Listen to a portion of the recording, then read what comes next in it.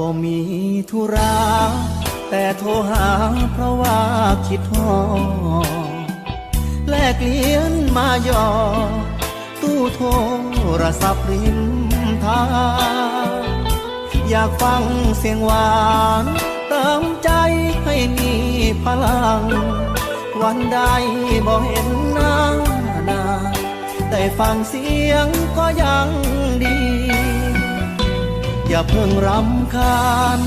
หากพี่นั้นโทรมาบ่อยเห็นใจพี่หน่อย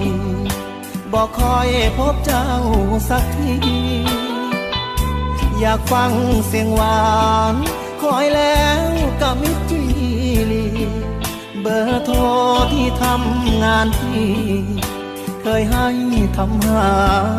ยหรือยัง